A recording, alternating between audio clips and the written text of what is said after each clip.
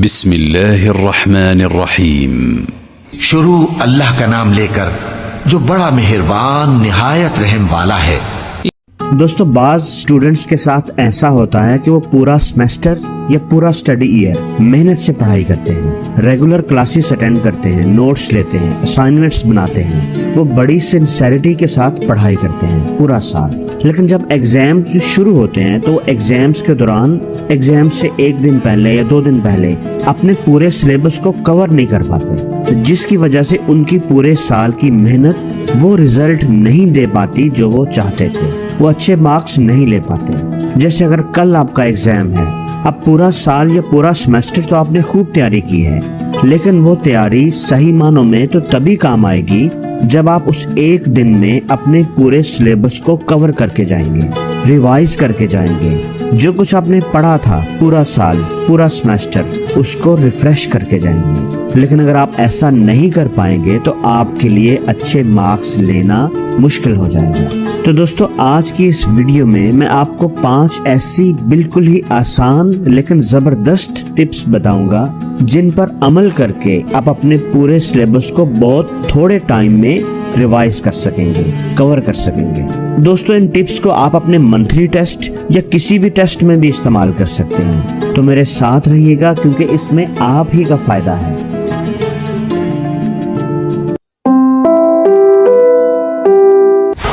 Find ए quite place. तो सबसे पहली बात कि हमेशा पढ़ाई करने की एक मखसूस जगह बनाइए। एक ऐसी जगह चूज करें जहां पर आप कंफर्टेबल हो, जहां पर शोर कम हो। किसी भी नई जगह पर बैठकर मत पढ़िए, इससे आपका ध्यान इधर उधर जाएगा, आप उस जगह की चीजों को एक्सप्लोर करने में लगे रहेंगे।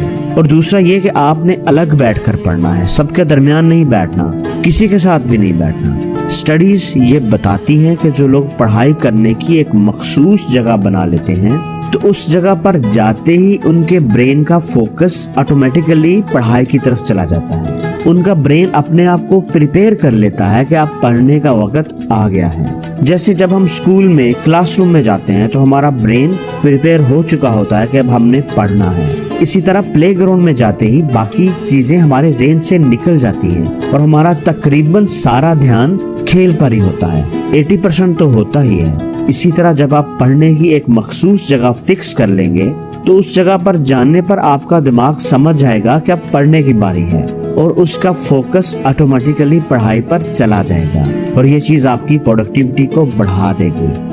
Bring all necessary belongings. दोस्तों, ये बात बड़ी अहम है। अक्सर स्टूडेंट्स जब पढ़ने के लिए बैठते हैं तो कहने को तो वो घंटों पढ़ते रहते हैं, लेकिन उनकी प्रोडक्टिविटी बहुत कम होती है। उसकी वजह ये कि वो अपने आप को छोटी छोटी चीजों में उलझाए रखते हैं। दोस्तों, जब भी आप पढ़ने के लिए बैठें तो आप इस चीज की तसल्ली कर लें, 100% तसल्ली कर लें कि पढ़ाई से रिलेटेड हर चीज छोटी से छोटी और बड़ी से बड़ी आपके पास होनी चाहिए, आपके टेबल पर होनी चाहिए। आपकी books, helping books, notes, notebooks, pencils, किसी दोस्त से कोई चीज लेनी है वो ले लें, बाजार से कुछ लाना है मंगवा लें। पढ़ाई के दौरान आपको उठना ना पड़े, आपको कोई चीज, कोई इंफॉर्मेशन सर्च ना करनी पड़े, किसी साइट पर ना जाना पड़े, किसी दोस्त से कुछ पूछना ना पड़े।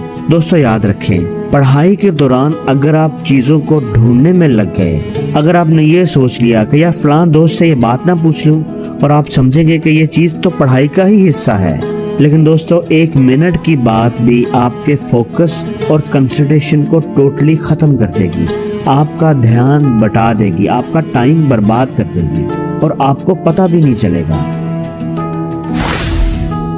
Review your whole syllabus.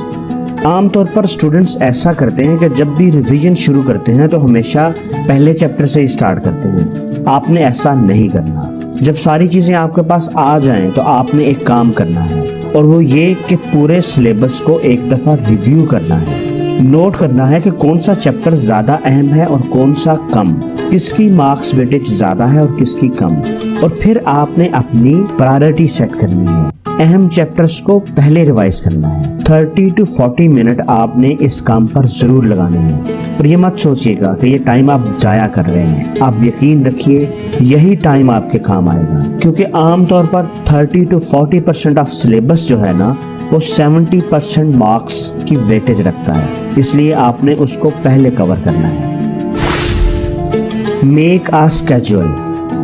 अभी तक आपको अंदाजा हो गया होगा कि आपका टोटल सिलेबस क्या है और उसमें से इम्पोर्टेंट चीजें कौन सी हैं, आपने शुरू कौन से चैप्टर से करना है और बाद में कौन से चैप्टर पढ़ने हैं। तो अब आप अपना एक स्केड्यूल बनाएं, कैलकुलेट करें कि आपके पास टोटल कितने चैप्टर्स हैं और कितने स्टडी आवर्स हैं। अगर 16 घंटे बाकी हैं और 7 चैप्टर्स हैं तो डिसाइड करें कि कौन से चैप्टर को रिवाइज करने के लिए आपको कितना टाइम चाहिए।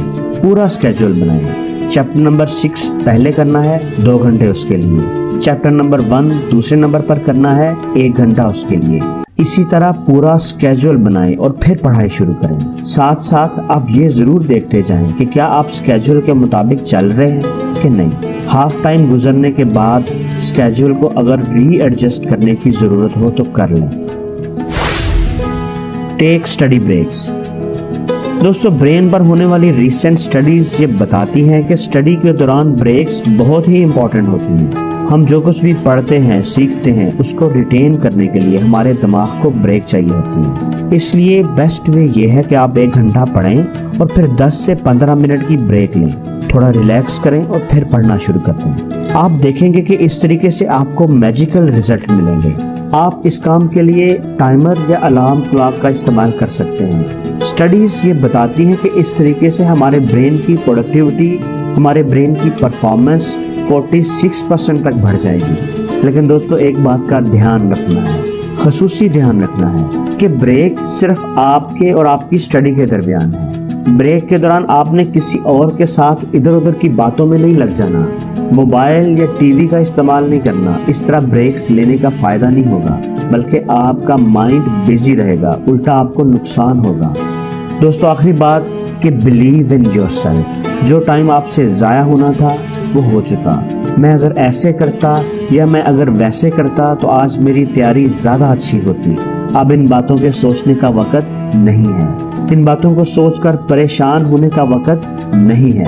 अब जो टाइम बच गया है, जो टाइम अभी आपके पास है, उससे फायदा उठाने का वक्त है, उसको बेस्ट यूटिलाइज करने का वक्त है। इसलिए खुद पर यकीन रखिए, खूब मेहनत कीजिए, दिल लगाकर पढ़िए, अपने इस टाइम को बेस्ट यूटिलाइज कीजिए और एग्जाम्स में अच्छे मार्क्स लेकर सबको हैरान कर दीजिए। इस वीडियो में अगर आपको कोई काम की बात लगी हो तो कमेंट्स में मुझे ज़रूर बताइएगा, और एग्जाम्स में कितने मार्क्स आपने स्कोर किए जब रिजल्ट आएगा तो ये भी शेयर कीजिएगा।